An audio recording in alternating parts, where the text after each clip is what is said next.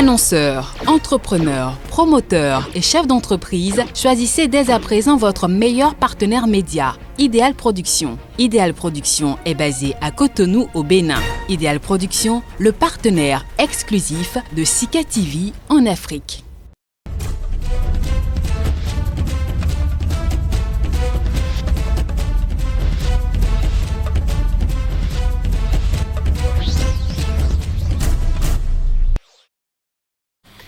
Idriss Déby Itno, au pouvoir depuis 30 ans au Tchad, n'est plus.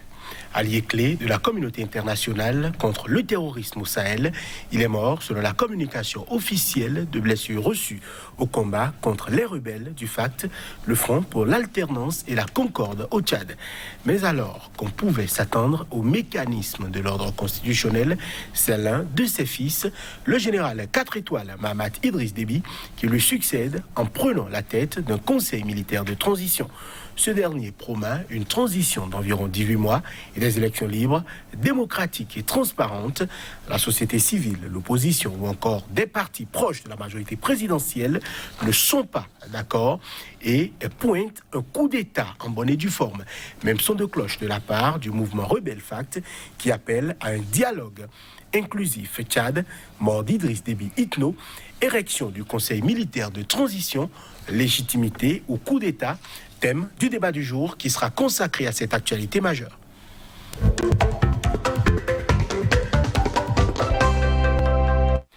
Bonjour à tous et bienvenue en plateau chez le Madame Data. Bonjour. Bonjour. Vous êtes consultant en problématique du terrorisme, spécialiste des questions de protection et de sécurité. Face à vous, Emel Guérin, bonjour. Bonjour. Vous êtes consultant en communication et gestion de crise, Emel Guérin. Ma première question est pour vous. Idriss Déby n'est plus. La nouvelle est donc intervenue ce mardi même. Déjà, votre première réaction? Bon, j'analyse la situation avec froideur en tant que analyste. Et donc, en matière de géopolitique, il n'y a pas d'émotion.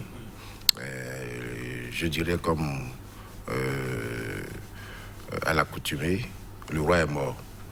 Le roi est mort et c'est le destin. Pour ma part, je pense que cela s'inscrit toujours, je l'ai dit et je le redis, que nous sommes dans un processus de transmutation planétaire et beaucoup de choses vont se passer, beaucoup de choses vont se dévoiler. Nous sommes dans un cycle de lumière, de rétribution et donc c'est la vie et on nous a dit qu'il est mort au front. C'est pas évident pour certains. J'ai écouté votre confrère Alain Foucault qui a juré, qui est sûr et très sûr qu'il n'est pas mort au front et que dans les heures à venir, la vérité finira par sortir. Et certains parlaient d'un assassinat. Toujours est-il qu'à l'état actuel des choses au Tchad, nous assistons à un coup d'État puisque la Constitution, toutes les institutions ont été dissoutes et le fils de confiance du défunt a pris les rênes du pouvoir parce qu'il fait l'unanimité au sein des généraux de l'armée. Et surtout, vous savez que Idriss Déby Itno a toujours gouverné avec sa famille. C'était une erreur lamentable et nous voyons le cas. J'ai suivi Saleh Kibzabou qui a déploré l'héritage compliqué qu'il a laissé au Tchad. Et vous savez aussi que hier, le Djamena est plongé entre tristesse et inquiétude. Et donc, on assiste à un affrontement familial au niveau du président. Nous, on attend les heures à venir pour voir si la situation va devenir beaucoup plus stable. Voilà. Alors, sur le même date, première réaction, Idriss Déby n'est plus. Il faut déplorer la mort de ce grand panafricaniste, déplorer la mort de ce grand combattant, n'est-ce pas, qui a donné de sa vie pour non seulement assurer aux Tchadiens une certaine sécurité, une certaine quiétude, et partant aider certains États de la sous-région à tenir quand même face au phénomène du terrorisme. Cela est à saluer. C'est un grand homme, un grand panafricaniste, qui n'est pas totalement complet dans le sens de la politique. On a toujours des failles quelque part. Mais au-delà de ces failles-là, il reste quand même l'un des hommes qui a marqué la fin de ce siècle, plus particulièrement cette année. Donc, Idriss Déby est parti, le Tchad ne s'arrêtera pas. N'est-ce pas? Quoi que nous avons en nous, n'est-ce pas, ce côté humain, n'est-ce pas, de la perte de ce type de personnage, mais sa mort n'oublie en rien l'arrêt de la vie du Tchad. Et partant, les nouvelles autorités. Déjà, votre avis sur l'érection d'un conseil militaire de transition alors même que... C'était prévisible. C'était prévisible selon vous? À mon avis. Et ça se justifie, ce conseil militaire de transition-là? Si vous voulez mon avis personnel de consultant. Oui, votre avis. Je vous dirais votre avis m'intéresse. Je vous dirais oui. Expliquez-moi. Je vous dirais oui pour des raisons de sécurité. Oui. Quand il y a une mort aussi brutale et inexpliquée jusqu'à là, comme l'a dit mon co-débatteur, qui a tout fait de ressembler à un assassinat, on se pose des questions. Et dans ce contexte-là particulier, vu de ma position, je ne vois pas quelqu'un d'autre que les militaires pour, n'est-ce pas, faire freiner toutes les ardeurs et velléités de tentatives. Déjà qu'on est face à une rébellion qui n'arrête pas son tintamarre tous les matins, il faut quand même des hommes assez avertis et surtout du sillage du défunt, parce qu'ils connaissent et maîtrisent toutes les rênes et les arcanes de la sécurité pour permettre au Tchad, n'est-ce pas, de ne pas vaciller. C'est mon avis sur la question et je ne justifie pas un coup d'État. Oui. C'est toujours déplorable d'en arriver à un coup d'État, mais parfois il y a des coups d'État qui valent la peine. C'est le cas actuellement. Est-ce qu'on est en face d'un coup d'État?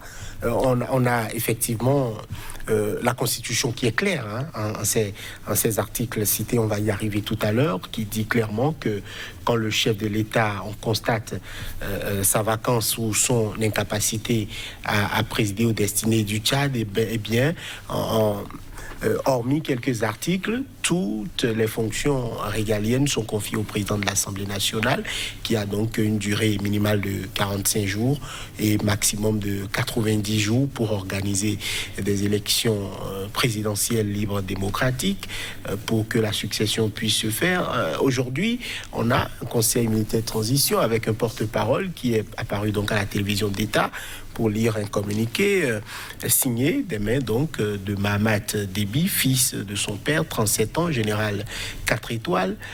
Quelle est votre lecture de la situation sécuritaire et militaire qui prévaut en ce moment au Tchad? Non, je ne suis pas... c'est vrai, Hamzat a raison quelque peu en disant que cela se justifie. Mais de l'autre côté aussi, il faut comprendre que cela démontre la calamité du système d'Idriss Déby, comme l'a dit l'opposant Saleh Kebzabo, et qu'il y a un héritage compliqué et difficile à gérer. Pourquoi?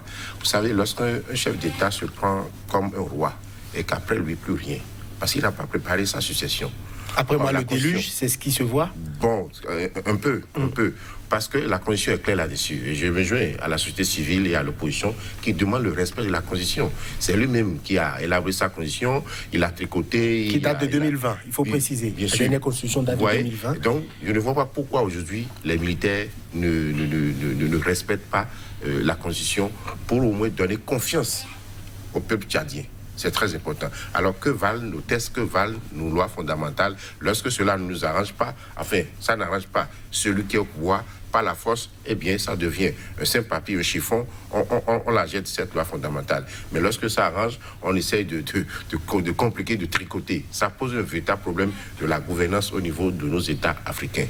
Ensuite, je disais tout à l'heure que c'est le coup du destin. Lorsque je prends Mahamat Idriss Déby, c'est lui qui a dirigé l'attaque contre Yaya Diallo, le membre de la famille, qui a fait tuer la maman, donc une tante à Idriss Déby, et un enfant de 11 ans, il y a quelques mois seulement, sinon quelques semaines.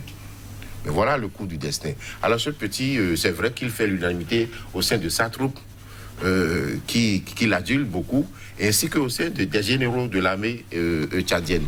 Maintenant, qu'est-ce qu'ils ont en vue? Je ne suis pas sûr qu'à l'étape actuelle, si les rebelles n'avaient pas perdu beaucoup d'hommes, beaucoup de matériel de guerre, je ne suis pas sûr que parce que les militaires sont là, ils vont pouvoir faire face à cette rébellion qui s'annonce. Et d'ailleurs, la mort d'Idriss Déby leur a donné plus de faire remonter le moral, et ils se préparent sérieusement, parce qu'il faut rappeler, ce n'est pas seulement les FARC. D'autres factions sont en train de s'annoncer. Tout à fait. Et comme le monsieur, enfin Idriss Déby lui-même l'avait dit à l'entame de sa prise de pouvoir en 90, à la suite d'une rébellion, il dit: je vous apporte la démocratie et la liberté, je ne vous apporte pas de l'or ni de l'argent. Mais on constate que durant tout son règne, il n'y a pas eu de la démocratie, il n'y a pas eu de liberté, les opposants disparaissent, les opposants sont assassinés, et puis aucun respect des droits humains. Eh bien, mon cher ami l'a traité de panafricaniste. Je suis désolé, pour moi, pas si être panafricain, comme le président burkinabé aussi, Roch Christian Makaboré, l'a traité aussi de panafricaniste. Je ne sais pas ce que vous mettez dans le panafricanisme. Si le panafricanisme, c'est d'aller soutenir ses frères, ou d'aller au secours surtout de la France, qui dit et redit qu'il avait payé le prix du sang en se battant aux côtés de l'armée française. Et donc, on lui fait un chèque à blanc pour faire ce qu'il veut dans son pays. J'ai suivi hier l'ancien président François Hollande, qui a dit que Idriss Déby était courageux, était fiable, et il tenait parole. Ça veut dire quoi? Ça veut dire qu'il est bon à l'international, mais rien pour sa population. Et je dis et je le répète, nos dirigeants sont élus par qui? Par leur population. Et donc il est indispensable, il est important qu'ils se mettent dans la tête de faire la volonté du peuple, absolument du peuple. Qu'est-ce que le peuple veut? Le peuple est souverain, le peuple est au-dessus. On ne peut pas vous élire. Et qu'après, vous faites... Bon, et c'est vrai, il n'a pas été élu. Et il a dit lui-même, il dit, je ne suis pas allé à N'Djamena par avion, j'y suis allé par la guerre. Alors quand vous dites un truc comme ça, ça veut dire, vous dites aux opposants, vous ne m'enlèverez que par la guerre. Il est homme, il est chef de guerre, il a toujours été au front.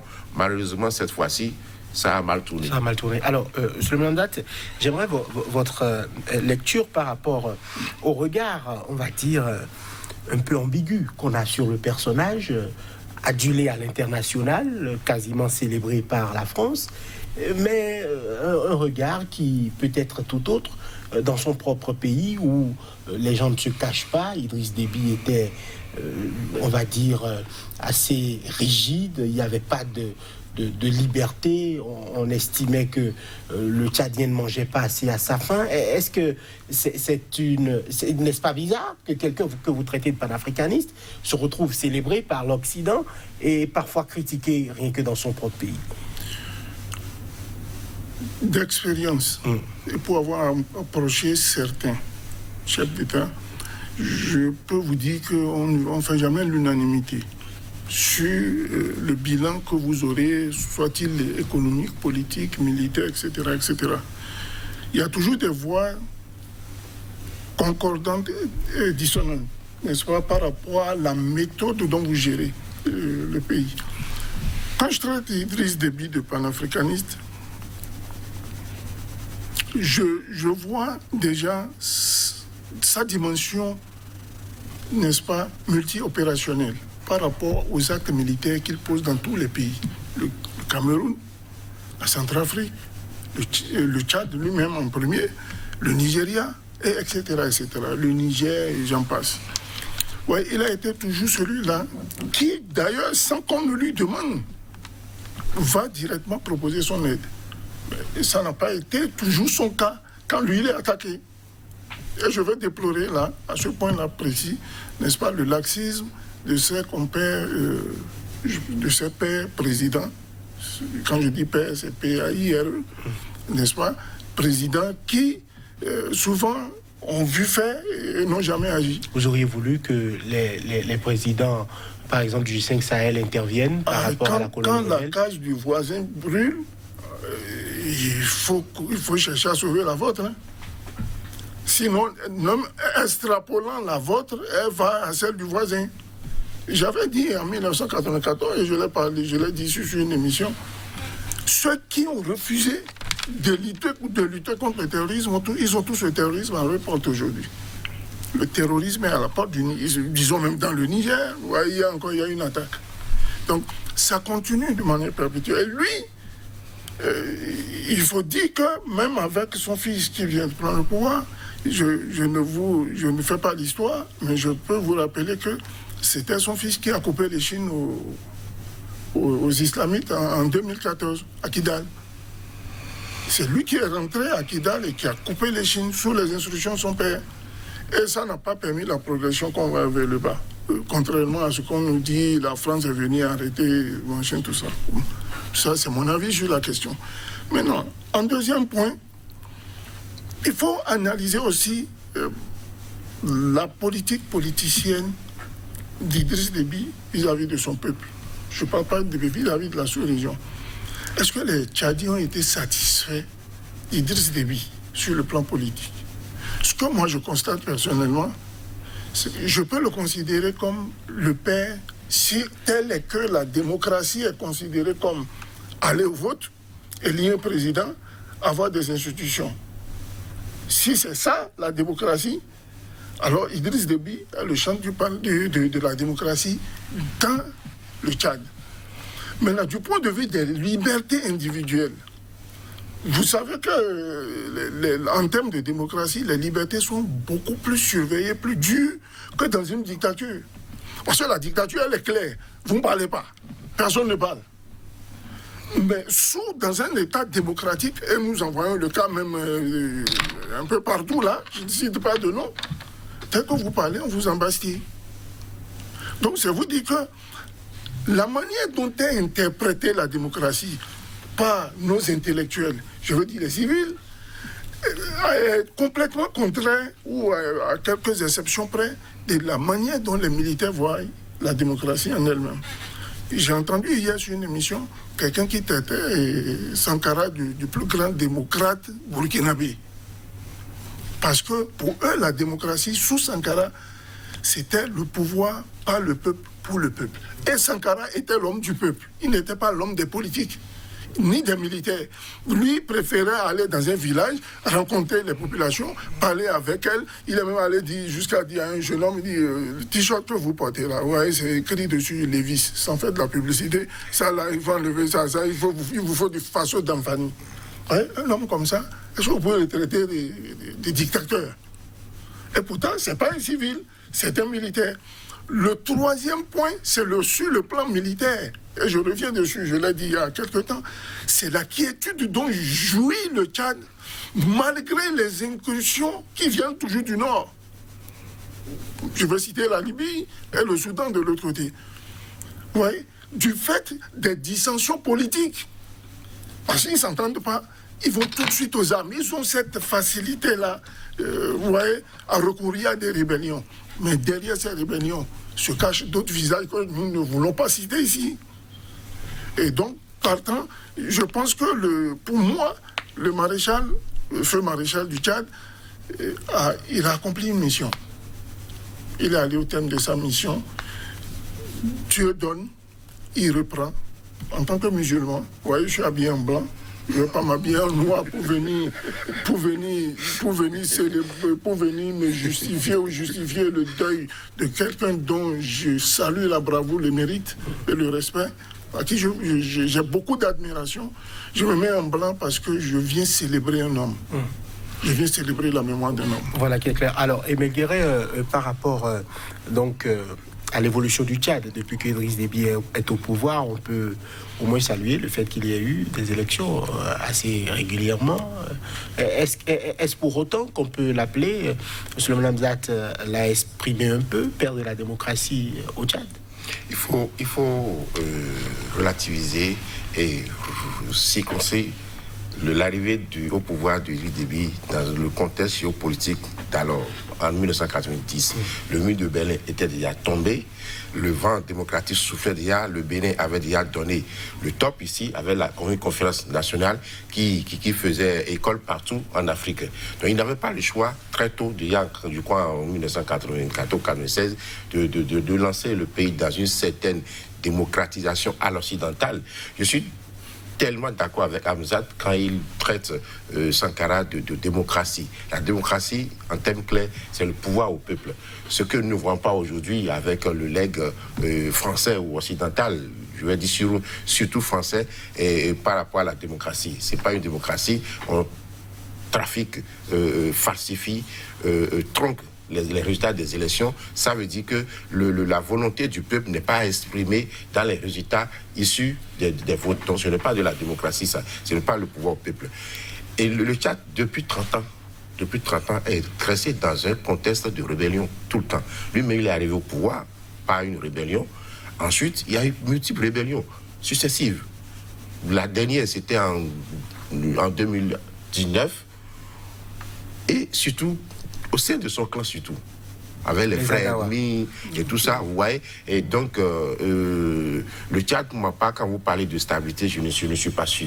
Mais il faudrait faire la différence entre une rébellion interne, c'est-à-dire menée par des Tchadiens, et le djihadisme. Le djihadisme, souvent, ce ne sont pas forcément de la population interne. Les ressortissants. C'est souvent des étrangers qui font des incursions pour des raisons islamistes. C'est clair, même si derrière ça, il y a beaucoup d'autres choses. Ouais, donc ce n'est pas la même chose pour qu'on puisse estimer que quand il y a une rébellion à l'interne, il faut forcément qu'un pays voisin vienne au secours de l'autre pour sauver. Parce que c'est ça véritablement le problème. Comment en est-on arrivé là?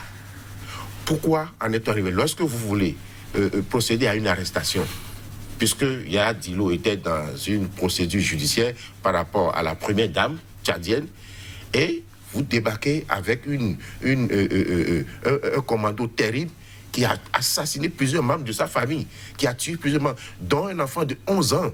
Qu'est-ce qu'un enfant de 11 ans a fait dans ça? Et vous trouvez que c'est un merveilleux président? Ça, c'est pas bien un président qui tue sa population, qui bâillonne. Sankara a dit, tout malheur à tout dirigeant qui bâillonne son peuple. Et quoi, Mahamat Alabo, le président du PLD, je crois, a dit, lorsque qu'un dirigeant arrive au pouvoir et confisque le pouvoir par la force, cela, tant pis pour lui. Il en apprendra à ses dépens. Et ça a été le cas de Idriss Déby. C'est vrai que, vous savez, je crains un peu pour la sous-région. Cela risque d'embraser. C'est pourquoi c'est très dangereux ce que fait la jeune militaire aujourd'hui. Il fallait laisser respecter la Constitution. Certains parlent aujourd'hui de la monarchie, d'une dynastie, et Déby, ce n'est pas bien, ça ne sera pas bien. Et c'est ça le problème de nos dirigeants. Ils ne préparent pas la relève, ils ne préparent pas l'après-eux, et donc, on est des humains. Ça veut dire que la mort peut nous prendre à tout moment. Et lorsque cela survient comme ça, vous voyez c'est maintenant que le Tchad est en train d'être déstabilisé. Sérieusement même. Parce que Déby est mort. Parce qu'à l'époque, il avait le pouvoir, il avait la force pour bâillonner, pour réprimer, pour brutaliser son peuple. Et tout le monde se tait par peur. C'est ça la vraie question. Ce n'est pas forcément un climat de stabilité. Et puisque c'est un guerrier, il a toujours dit, je ne mourrai pas dans mon lit. Mais il avait prédit, il dit, je ne mourrai pas dans mon lit, je mourrai au combat.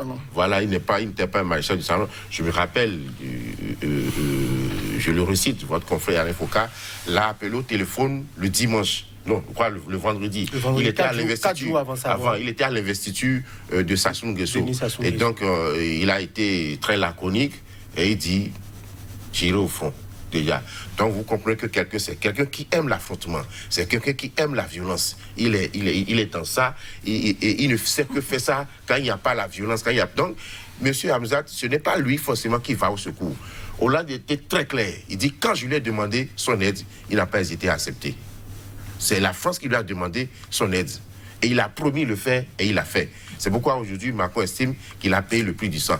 Je vais vous produire l'audio de François Hollande. Je l'ai écouté sur RFI. Donc, vous dites qu'il a menti. Il était au pouvoir à ce moment-là. C'est lui qui était au pouvoir. Il dit, je lui ai demandé son aide et il était venu au secours. Aujourd'hui, Macron estime qu'il a payé le prix du sang. Alors, quelqu'un qui est un pillon central de la France-Afrique, vous pensez qu'il est panafricain? Eh bien, si c'est ainsi qu'il est panafricain, je vais encore étudier encore ce concept-là.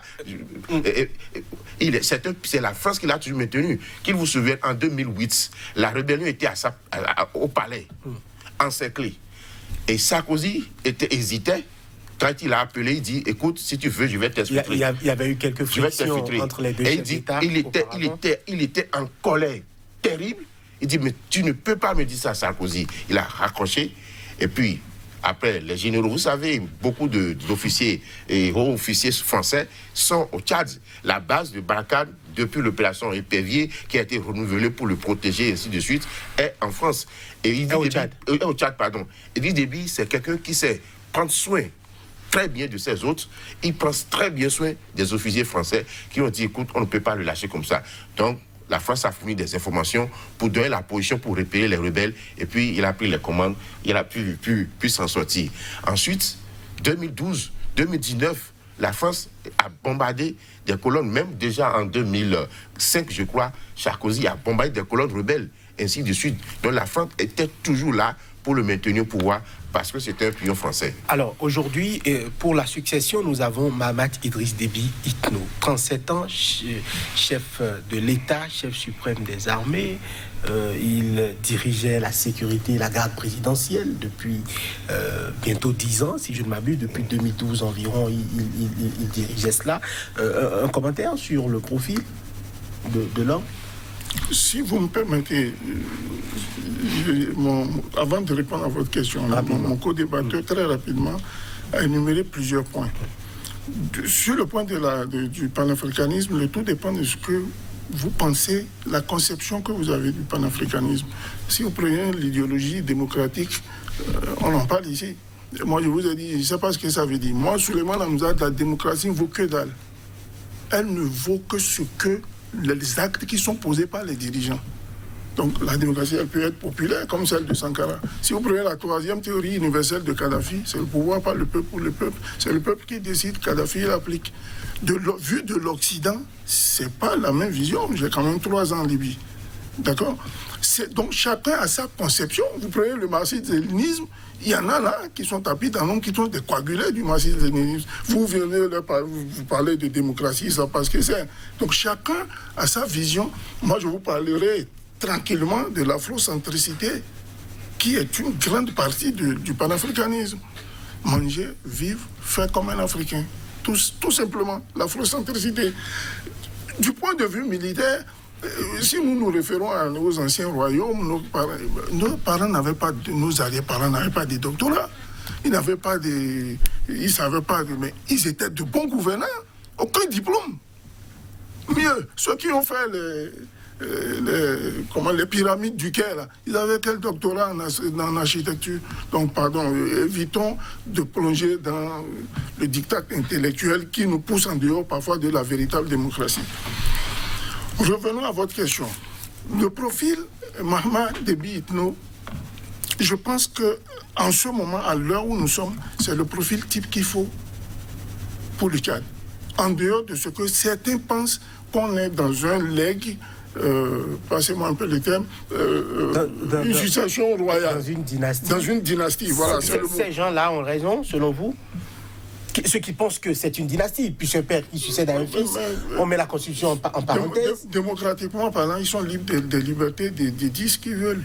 Non, votre avis, je sais ce que chacun est libre de dire, votre avis sur la question. Est-ce que selon vous, n'est-on pas dans une dynastie quand on je ne le pense Constitution? Je ne pense pas. Ce n'est pas une dynastie. Je ne pense pas. Une dynastie, c'est le pouvoir qui se transmet directement de père à fils. Voilà, mon fils, il est là, tenez, pour compter d'aujourd'hui, vous le suivez. Il y a abdication, c'est comme ça, et après, on transmet le pouvoir. De manière légale. Maintenant, dans le cadre du Tchad, vous voyez déjà, on annonce la mort du maréchal Déby Itno. rien ne laissait croire, hier quand nous étions ici, quand nous avons appris ça, rien ne présageait qui pouvait se passer ce que nous avons vu là dans les minutes qui suivent. Mais je vous l'ai dit, je dis on va vers un coup de force. Et je maintiens mes mots, hein. Je suis coagulé dessus.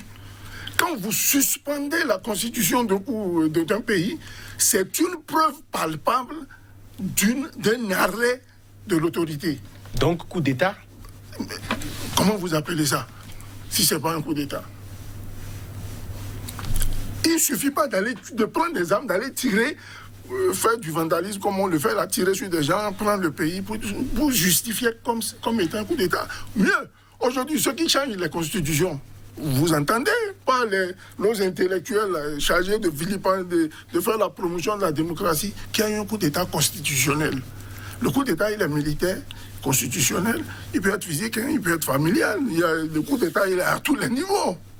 Le tout dépend de votre conception et de votre jugement par rapport aux événements en place. Quand vous suspendez la Constitution, vous suspendez l'Assemblée nationale, vous fermez les frontières, vous changez le mode de gouvernance de l'État, vous appelez ça quoi? C'est un coup d'État pur et dur. Maintenant, le contexte dans lequel intervient ce coup d'État-là, c'est ce que nous devons justifier. Et c'est ce que la gente fait. Là, de vous à moi, est-ce qu'on peut parler de dynastie familiale? Mieux, si vous avez un fils, moi, si j'ai mon fils, je suis président, que je le sens compétent pour occuper les rênes, vous croyez que le pouvoir, il est d'instinct humain? Le pouvoir est plutôt divin. Je suis clair et net dessus. Si vous n'êtes pas appelé à ce fauteuil-là, vous n'y parviendrez jamais. Donc Mamad Déby est appelé à être chef d'État? Je ne le dis pas, je le constate. Et de toute mon expérience, aux côtés de plusieurs chefs d'État, il y a même d'autres. Ouais, je vous donne le cas, pour ne pas aller loin, du général Robert Gueye, dont j'étais l'un des principaux gardes de corps. Il était chez lui, dans son village, à Biancouma, à Malaba, en train de s'occuper des festivités de la fin de l'année. Il envoie son épouse sur Abidjan pour des emplettes, pour recevoir des amis. L'épouse se fait arrêter et les sergents comme nous avons connu, Boka, Yapi, Laurent et tout le reste, Ibé, consorts, ont demandé qui se présente. Il prend son véhicule, il fait 800 km. J'ai la bande vidéo chez moi qui m'a donné, de mes propres. Et il me l'a expliqué. Il dit, j'arrive sur Abidjan, on me dit d'aller négocier. Le côté politique, c'est-à-dire civil, me demande d'aller négocier avec Henri Konan Bédié. Une première tentative, une deuxième tentative. La troisième tentative, les militaires disent non. Il faut en finir avec le bordel. Vous vous mettez en tenue et vous présentez devant les caméras. Le coup du sort. Vous expliquez ça comment? Valentine Stracher, qui était au front, qui combattait dans le cadre d'une rébellion, dans le cadre de la Sierra Leone, qui décide de revenir à la capitale pour venir... bon, ça c'est dû aussi au dysfonctionnement de l'armée. Normalement, il devait avoir des pourvoyeurs, des gens qui font venir des munitions, tout ça là. Il revient vers la capitale pour venir prendre, se réarmer. De mauvaises informations, on va dire au président, ah, le capitaine Valentine Stracher est en train de descendre sur la capitale. L'autre, il prend son hélico, il disparaît. Il arrive, où est monsieur le président? Il n'est pas là. Alors, bon, comme il n'est pas là, monsieur Johannes, vous êtes ministre de la Défense, et on occupe les fauteuils de l'État. Vous appelez ça comment? Si ce n'est pas le destin. Ouais. Donc, parfois, vous êtes appelé. Qu'est-ce que vous prouve que dans 2-3 ans, M. Guérin ne sera pas le président de ce pays? Rien ne vous le prouve. Vous ne pouvez pas le présager. Les calculs politiciens que nous faisons, c'est sur ces calculs-là qui nous a menés à la présidence de la République, ou si c'est le savoir de l'université qui nous a menés là-bas, je vous parie que certains nantis de haut diplôme là, de notre République seraient déjà présidents. C'est le pouvoir destin divin. Donc ça vous dit quoi? Le profil de l'homme, sur le plan politique, je ne le maîtrise pas trop. Mais je pense que c'est quelqu'un qui a approché son père, et vous l'avez dit ici, commandant de la DGSEI, donc la sécurité présidentielle, depuis une douzaine d'années, et mieux, le commandant en chef de l'unité antiterroriste du Tchad. Ça, on ne le crie pas souvent. toutes les opérations que vous verrez extérieures, Mahamat Déby Itno est toujours le premier au front, avant son père. Donc, il a formaté, et il lui a mis un esprit de conquête vraiment très strict dans la tête. Donc, il doit certainement avoir appris aux côtés de son père et d'autres. Et je pense que, vu de ma position, je pense que pour les 18 mois de transition à venir, c'est le profil type pour taire toute vérité. Sans oublier que les drogués que nous avons vus avec des locks, on dirait, je ne sais pas, je ne vais pas citer le nom du célèbre Bob Marley, parce que je le respecte beaucoup, mais avec une chevelure de fou, si c'est avec ça qu'on vient gouverner le Tchad, je crois qu'il y a matière à réflexion. Alors, Ahmed Guérin, votre lecture sur le profil de Mahamat Déby Itno?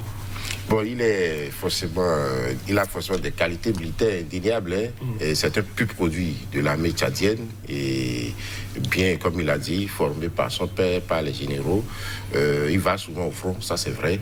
Mais cela ne veut pas dire qu'il est forcément apte pour gérer l'appareil d'État. Et même s'il était apte, il y a une constitution en place. Moi, j'aime pas qu'on donne le coup à l'ordre établi. C'est ça mon problème. Je ne parle pas de la démocratie forcément à l'occidental. Mais à partir du moment où, et Saleh Kebzaba dit, est-ce que ceux-là, ceux qui sont en train de faire là, est-ce qu'ils pensent à l'avenir du pays? Parce qu'il sera obligé d'aller au durcissement du pouvoir. Mahamat Déby, pardon. Il sera obligé parce qu'il y a des contestations de la société civile et de l'opposition. Moi, je ne suis pas pour forcément la démocratie à l'occidental. Il y a la rébellion. Mais je suis contre qu'on assassine les opposants. Je suis contre qu'on fasse disparaître les opposants. Je suis contre qu'on tire sur des civils, sur des opposants, qu'on les tue. C'est de ça que je parle. Ça me pose un problème qu'on en arrive là parce qu'on veut se maintenir au pouvoir. Et c'est ce que Idriss Déby Itno a fait tout le temps en tuant ses opposants. Vous vous souvenez en 2008 de Itni Mahamat Ouma qui a disparu parce qu'il avait soupçonné d'être de connivence avec cette rébellion-là. Et donc tout son règne a été jalonné par de la rébellion. Puisque lui-même, je l'ai dit tout à l'heure, il a donné le temps, vous ne me dégagerez que par la guerre. Je suis un homme de guerre. J'ai lu un livre formidable de Vincent Huyeux, Tyran d'Afrique, qui démontre que, en fait, la puissance de l'armée tchadienne et Idriss n'est pas aussi efficace face aux rébellions. C'est pas évident. Non, pas du tout. Parce que je viens de dire, tout le temps qu'il y a eu de rébellion, la France était venue au secours à Idriss Déby Itno. Tout le temps. Alors, votre lecture sur la transition de 18 mois qui s'ouvre. Oui, moi, j'ai déjà dit ça me pose problème. Il fallait respecter la constitution en place. Rien ne justifie que les militaires fassent un coup d'État actuel, surtout que la mort d'Idriss Déby Itno est ambiguë aujourd'hui. La vérité sur sa mort n'est pas encore dite. Nous, il faut s'attendre à des heures de clarification sur sa mort. Alors, qu'est-ce que cela va engendrer? Comment pense-t-il? Parce que, je vous assure, il y a démobilisation. J'ai entendu certains, c'est vrai, même si je ne suis pas d'accord pour tout, certains, un opposant, dire qu'en fait, les soldats ne voulaient pas se battre sur le front. Et il dit qu'il était obligé d'aller sur le front pour les galvaniser. Et avec ça, moi, aujourd'hui, vous savez, quand vous avez un chef de l'État, guerrier, au front, et que vous êtes soldat, vous êtes galvanisé. Vous avez envie de faire bien pour être apprécié, même si de gré ou de force. Donc, aujourd'hui, il y aura démobilisation. Je ne suis pas sûr, même si au sein de son unité, le président de FETS actuel est respecté par ces éléments, ce n'est pas ainsi pour toute l'armée. Vous allez il faut s'attendre à des surprises les heures à venir. Alors, parce que ça là, je suis sûr, ça ne passera pas au Tchad. Le Tchad est dans un contexte difficile. Vous voyez, la Libye, qui est une armerie à ciel ouvert aujourd'hui. Le Darfour, on sait ce qui est au Darfour aujourd'hui. La Centrafrique, où il y a rébellion. Le Cameroun, où des opposants sont en embuscade par rapport à Paul Biya. Et nous avions aussi de l'autre côté le Niger, où le djihadisme sévit, le Nigeria, où Boko Haram sévit. Donc ce sera très difficile, géopolitiquement parlant, très difficile pour cette jeune de tenir Alors, sur le Namdat, il y a beaucoup de points encore à aborder, notamment la position de la France, qui donc a salué l'homme d'État et salué donc le parcours d'Idriss Déby Itno, mais la France qui a dit prendre acte de l'érection donc de ce conseil militaire de transition là. Votre lecture sur la position de la France qui, semble-t-il, visiblement accompagne ou soutient. C'était le point que j'allais même évoquer pour répondre un peu à mon vis-à-vis. Vous savez, il y a en dehors de tout ce que nous analysons là, il y a un autre paramètre qui est géopolitique. Le Tchad reste, nous le constatons tous, sous le Mali, en tout cas jusqu'à dimanche, où en réalité c'était le dimanche que tout s'était arrêté, du côté du maréchal. Le Tchad restait, n'est-ce pas, jusqu'à là, le seul État qui s'était même donné pour vocation la lutte contre le terrorisme. Je ne dénie pas le Cameroun qui fait beaucoup avec le BIR. Mais je vais vous dire une chose, c'est que le président Déby Itno, je vais dire Mahama, pour être plus précis, parce que quand on dit Déby, on fait une confusion. Le nouveau pouvoir au Tchad ne peut qu'être adulé par les puissances. En dehors des États-Unis qui... Par la France, les États-Unis ont clairement appelé au respect de l'ordre constitutionnel. Au respect de l'ordre constitutionnel. Mais ce n'est pas les Américains qui viendront régler les problèmes des Tchadiens. Donc vous êtes d'accord avec la France? Non, je ne suis pas d'accord avec la France. Puisque la France, visiblement, je dis la France n'a pas le choix. Les intérêts français sont plus grands au Tchad que sont les intérêts américains. La preuve, ils ont une base militaire. Et d'ailleurs, moi, j'ai une autre version pour parler de l'assassinat sur le plan politique. Vous savez que le maréchal était prêt à annoncer à son investiture la nouvelle monnaie tchadienne. Et mieux, le départ de la base française avec un calendrier. Il n'y a pas de preuve de ce que vous avez non. Je vous dis, selon mes renseignements, et je ne suis pas obligé de révéler mes sources. Donc c'est le volet un peu politique. Mais, comme l'a dit mon co-débatteur, tout porte à croire que nous sommes face à un assassinat. Et j'adhère entièrement à cette thèse-là. On ne va pas la développer. Le moment ne s'y prête pas. Mais je dis que les puissances aujourd'hui ont plutôt à faire en sorte que le Tchad n'explose pas. Parce que si le Tchad explose, on dit qu'un État n'a pas d'amis, un État a des intérêts. Peut-être s'en sortiront-ils, comme c'est le cas au Kivu, où on vient piocher ce qu'on veut. Mais ça n'aurait pas été dans l'intérêt des Africains, plus particulièrement ceux des Tchadiens. Il va falloir qu'on accompagne cette transition-là. 18 mois, ce n'est pas 18 ans. Le Mali est en train de finir sa transition. Ils finiront. S'il est apte à gouverner, que son peuple le veut, tant mieux. Si son peuple ne le veut pas, tant mieux aussi. Donc on ne peut pas lui dénier le fait de chercher à continuer ou quelque part de dire que voilà, les puissances n'en veulent pas. Moi, je ne suis pas trop que les puissances... D'abord, il n'y a pas de base tchadienne en France. Pour que les Tchadiens donnent leur opinion par rapport à ce qui se passe en France. Il n'y a pas de... Jean-Luc Mélenchon qui tweet, qui raconte des balivernes. Mais la France est intimement liée au Tchad. La France a accompagné l'arrivée d'Idriss Déby Itno. La France a toujours soutenu Idriss Déby Itno. Quand vous dites ce langage, la France est intimement liée à celle du Tchad. Ce langage, je l'ai tenu hier nuit à 23h avec un ami qui est militaire, mais dans notre pays, où il disait oui, mais il est toujours accompagné par la France. J'ai dit, mais mon ami, allez lire les accords de défense qui lie la France au Tchad et qui ne date pas d'Idriss Déby Itno, le père. Alors, Emel Guéret, par rapport au profil donc, du fils, on l'accuse, il est effectivement le directeur de l'agence qui a donné donc l'assaut sur le domicile de l'opposant qui a perdu mère et fils. Certains estiment que c'est un profil encore plus répressif que celui de son père. Est-ce que vous partagez cet avis-là? Je pense la même chose, parce que ce qu'il a fait sur le domicile de Eyad Zilo, franchement, c'est barbare. C'est inhumain. On tue des enfants. Moi, je l'ai dit tout à l'heure, je ne suis pas pour un pouvoir qui tue sa population, qui brutalise sa population, qui persécute sa population. Ce n'est pas ça de la démocratie, je pense. Et c'est tout pas de là d'ailleurs. Donc ce fils, je ne sais pas. Je dis, le contexte du Tchad ne permet pas ce genre de choses.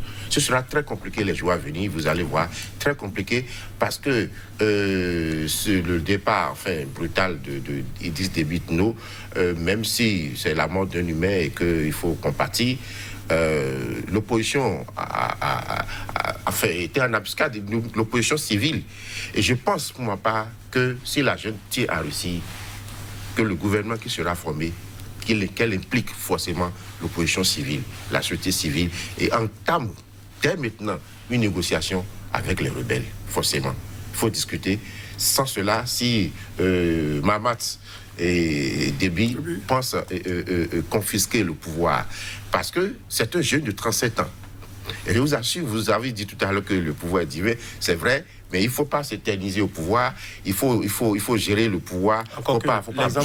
Justement, quand vous cherchez à vous éterniser, Dieu lui règle son compte à la fin. Merci, le fait, ce n'est pas le nombre d'années de Idriss Déby Itno au pouvoir qui me gêne. Si les élections qu'il organisait étaient transparentes, et que la vérité des urnes était dite. Vous en connaissez une qui est vraiment transparente? Mais quand je prends le cas de l'Allemagne, mais qu'elle a fait des années au pouvoir, ça n'a offusqué personne. Parce que les élections sont transparentes. On peut en faire autant ici, ça ne gêne pas. Puisque vous l'adulez, vous dites qu'il apporte la stabilité. C'est vrai, je lui reconnais d'avoir débarrassé la France de Hissène Habré, mais c'est avec l'appui de la France toujours. Parce que Hissène Habré, à un moment donné, a été lâché. Et il en faisait à un moment donné un peu trop. On l'estimait un peu instable. Il était incontrôlable par la France, donc un pignon. Et Idriss Déby a été formaté dans les écoles de guerre de France. Donc c'était un pignon sûr et tout le temps, il n'a fait qu'exécuter quelquefois, lorsque Sarkozy, lui, avait refusé son aide militaire en 2008, il était un peu fâché. Et en 2012, pour montrer un peu son côté panafricanisme farfelu, et il a décidé de boycotter en 2012 le sommet de la francophonie à Kinshasa. Et donc, ça à part ça, plus rien du tout. Donc moi, je ne vois en lui aucun... Enfin, moi, mon problème, ce qui me gêne... Non, ce qui me gêne chez nos dirigeants, lorsque vous êtes au pouvoir, est-ce que... Quand vous parlez de la dignité du pouvoir, je suis absolument d'accord avec vous. Mais une fois accédé au pouvoir, est-ce qu'ils pensent à faire la volonté du peuple? C'est ça la vraie question. Il faut chercher à faire la volonté du peuple. Qu'est-ce que mon peuple veut? Vous regardez un pays qui a une rente pétrolière extraordinaire, mais qui aujourd'hui, la pauvreté est ambiante aujourd'hui. Un enfant sur 5 meurt par semaine au Tchad. Pour raison de mortalité infantile. Ça pose problème. Qu'est-ce qu'il a laissé au Tchad? Rien du tout. Le chômage. Vous avez vu les multiples grèves, marches contre le chômage au Tchad. La jeunesse n'existe pas. Enfin, la jeunesse est aux abois. Il y a un pays déchiré, déchiqueté. Ce n'est pas possible, socialement parlant. Ça pose un problème. Alors tout ça, 30 ans pour ça, et qu'aujourd'hui, il lui met toutes les constitutions qu'il a mises en place. Son fils est incapable de respecter la constitution de son père. Ça me pose un problème de gouvernance, mon cher ami. Sur le mandat, j'aimerais vous demander pourquoi Jean-Yves Le Drian appelle à une transition militaire d'une durée limitée au Tchad. La France est le pays des libertés, de la démocratie, des droits de l'homme aussi. Si je ne respectais pas ce plateau, je vous dirais même que je ne répondrais même pas à cette question. Franchement, j'ai beaucoup de respect et de mérite pour ce plateau. Cette émission qui est une émission de grande et de très bonne facture. C'est ce qui m'amène à répondre. Sinon, je ne vous répondrai pas. Tout ce qui vient de la France, moi, je ne réponds pas. Je suis... Franchement, vous allez peut-être voir en moi peut-être quelqu'un qui anime le sentiment anti-français. Mais je ne suis pas anti-français, j'y ai vécu 18 ans. Je suis contre l'oligarchie française.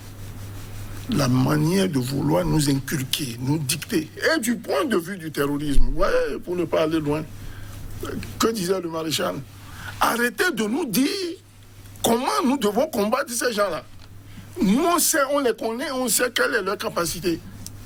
Et dans une émission ici, quelqu'un a évoqué que voilà, Déby, dans la main, il demande de l'argent. J'ai dit non, il ne demande pas de l'argent. Pour rentrer à Kidal, c'est avec les sous tchadiens qu'il est rentré à Kidal. Donc, ouais, les Français, franchement. Mais ils accompagnent la transition militaire. Oui, mais c'est normal, puisqu'il y a une coopération entre États. Si demain le Tchad se lève et dit, bon, voilà, les Français, voilà, vous pliez bagaille, vous dégagez chez moi, plus de. Comme la Corée du Nord, qui dit, je ne veux pas de. Voilà. Il y a notre président ici, il a bien fermé des ambassades ailleurs. Mais est-ce que cela veut dire qu'il n'entretient pas des relations avec ces États? Non, il ne faut pas être jusqu'au boutiste. Il ne faut pas s'enfermer. Je ne suis pas de ceux qui veulent s'enfermer. Mais parfois, quand vous avez en face de vous des États qui vous emmerdent, qui vous cassent les deux, permettez-moi le terme, il faut savoir dire non. Il faut savoir s'arrêter. Et c'est le fait qu'il se prononce comme ça par rapport au Tchad, pour moi, c'est... Le terme recommandé, c'est une incursion. C'est-à-dire qu'il vient... Qu'est-ce qu'il a à voir avec ce qui se passe au Tchad? Qu'il aille se préoccuper des problèmes des gilets jaunes ou rouges, je ne sais pas quelle couleur il a. Alors, Emel Guérin, la France a visiblement décidé d'accompagner le processus de transition militaire au Tchad. C'est en tout cas ce qui sort de la sortie de Jean-Yves Le Drian. Mais visiblement, les États-Unis ne sont pas de cet avis-là. Les États-Unis estiment que l'ordre constitutionnel doit être respecté et donc que ce qui se passe en ce moment n'est pas ce qui devrait. Oui, je vous laisse dire à mon cher ami Hamzat de sortir de l'auberge, ne soyez pas naïf. Idriss Déby Itno a toujours été un pion français. Je comprends que vous l'aimiez et tout ça. Vous êtes un soldat, je suis d'accord avec vous. Idriss Déby est un soldat, un exemple en matière de guerre. Il a fait une école de guerre, je suis d'accord. Mais le rôle de la France au Tchad a toujours été ainsi. Vous l'avez évoqué tout à l'heure, depuis avant Idriss Déby Itno. Ce n'est pas d'aujourd'hui. Donc Idriss Déby n'est qu'une continuité de la présence française. La force Barkhane, le QG de la force Barkhane est au Tchad. Il a bien accepté que le QG soit là. Et depuis, vous avez parlé des accords de défense. Quand il a fait 30 ans au pouvoir, il n'a jamais rechigné cet accord. Donc, non, jamais. Non, jamais. Jamais. Parce que, attendez, sur laquelle il s'exprime par rapport aux bases. L'actualité, la réalité historique est là, que depuis toujours, toutes les rébellions, la France est toujours venue au secours. Je vous ai parlé des accords de défense. Non, attention. Voilà, je vous explique. Ça, vous ne me ferez pas changer d'avis dessus. Parce que quand vous avez des accords... Attendez. Je parle de la réalité. Quand vous avez des accords de défense avec quelqu'un, quand le pays est attaqué, vous avez l'obligation d'intervenir. C'est une obligation. Il faut lire les termes de cet accord. Vous verrez. Il faut faire la différence. Lisez déjà l'accord de défense. C'est très grave ce que vous dites. Attention. La France a des accords de défense avec beaucoup de pays. Nous avons vu le cas de la Côte d'Ivoire. Lorsque les rebelles ont attaqué Gbagbo, qu'est-ce que la France a fait? C'est ça la question. Les accords de défense stipulent simplement que lorsque un pays est attaqué de l'extérieur, la France intervient. Les rébellions tchadiennes sont souvent parties d'où? Ils sont pas partis. Mais la plupart des rébellions sont de la famille, les Agawad. La plupart des rébellions. Non, on ne parle pas de l'ethnie. Je vous parle de la provenance. Celui qui est en train d'attaquer le Tchad en ce moment, il est où? Mais attendez. Il est où? Pour répondre à ma question, il est où? Non, écoutez. Alors, ne pilotons pas pour piloter. Une rébellion. Je sais ce que c'est. Mais laissez-moi exprimer mon avis. Je sais ce que c'est qu'une rébellion. Laissez-moi exprimer mon avis. Attention. Je dis ceci. Toute rébellion dans les pays que nous avons vus viennent de quelque part. Mais c'est toujours... Hitler est venu d'où? Toujours du Nord.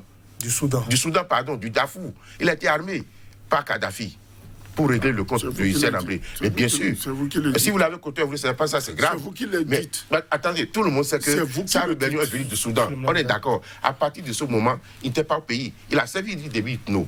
Il a géré son armée. Et ça, vous le savez, avant de tomber en disgrâce. Et il vient en rébellion, en conquérant, pour prendre le pouvoir. Heureusement qu'il a débarrassé le Tchad de nos dictateurs, je suis d'accord. Mais le vrai problème, le terrorisme, c'est vrai, Idriss Déby Itno a une certaine, il faut le lui reconnaître, cette capacité d'aller au front face au terrorisme. C'est bien, mais au niveau de son propre pays. Il a installé une gestion clanique. Si vous suivez, au moins une dizaine de ses fils sont à la tête des institutions phares du pays. Une gestion clanique, et c'est ça qui pose le problème. Et on ne comprend pas comment, en son propre sein, au niveau de sa famille, il puisse avoir ce bazar que nous constatons aujourd'hui, jusqu'à en aboutir à son élimination physique. Et donc, le personnage ne fait même pas l'unanimité au sein de sa famille avant de faire l'unanimité au sein du pays entier. Et donc, Déby Itno n'est pas quelqu'un, n'est pas un entier. Enfin, il est mis en place par la France depuis 1990. Il y est depuis, et malheureusement, la France a voulu continuer parce que en mettant ça, j'étais sûr quand j'ai appris, je dis ça sera fait comme exactement au Congo ou comme au Togo à côté ici. Et donc la France estime pouvoir maintenir toujours son influence dans le pays et dans la sous-région. C'est aussi simple à comprendre comme ça. Et donc la France aujourd'hui, c'est ça. Observez un peu tous les pays francophones, c'est le même schéma, sans exception aucune. Donc le problème se trouve quelque part. Bien sûr, c'est ce que je dis. Allez attaquer le problème à sa source. Mais non, c'est d'abord nous les Africains. Allez attaquer le problème. Écoutez, mon cher ami, c'est d'abord nous les Africains. Je ne suis pas d'accord d'accuser. Je ne suis pas d'accord. Parce que j'ai des choses à dire. Mais d'accord, je vous les laisser parler. Ne vous inquiétez pas. Je ne suis pas d'accord que frères comme Blaise Compaoré assassine Thomas Sankara et qu'après on accuse la France. Je ne suis pas d'accord.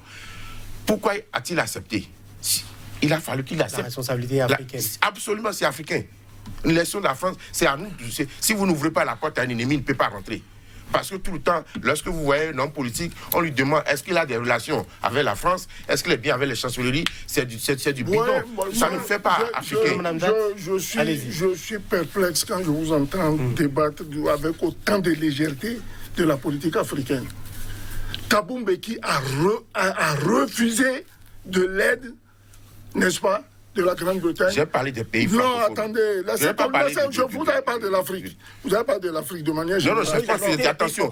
Il a parlé des pays francophones avant d'en arriver au thème, nous les Africains. Bien sûr. Donc, Thabo Mbeki, il est africain, il n'est pas européen. Quand Thabo Mbeki refuse, par exemple, aux Anglais, de prendre les moyens pour aller renverser Robert Mugabe, vous appelez quoi ça quoi? Est-ce que la problématique se pose à ce niveau? Faux. Ne faisons pas une lecture légère sur un cas ou un cas typique. Nous analysons de manière globale.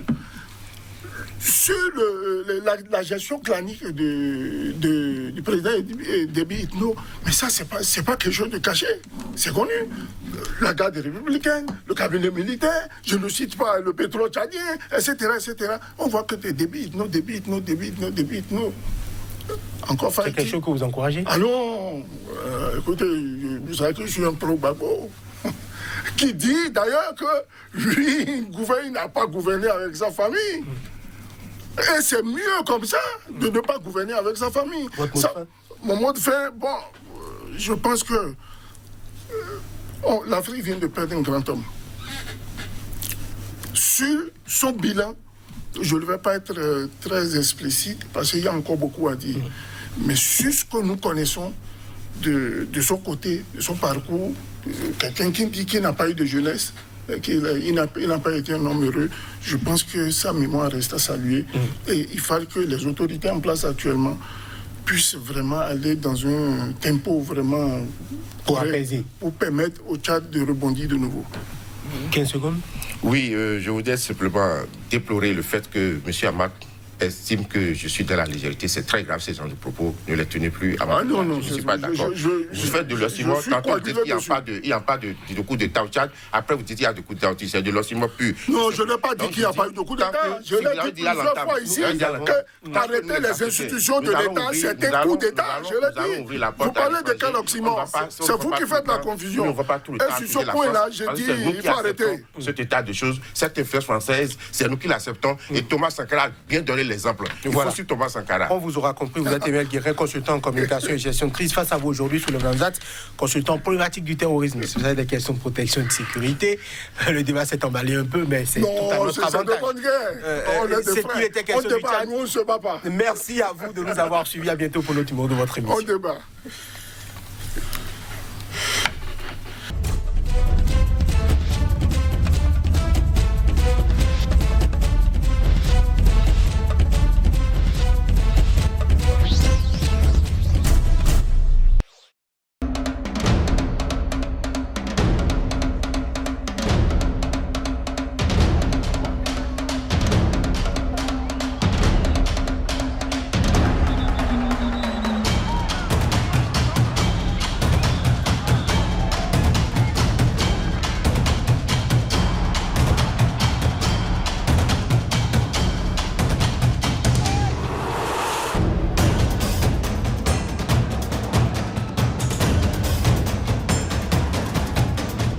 they want to get you, they'll get you.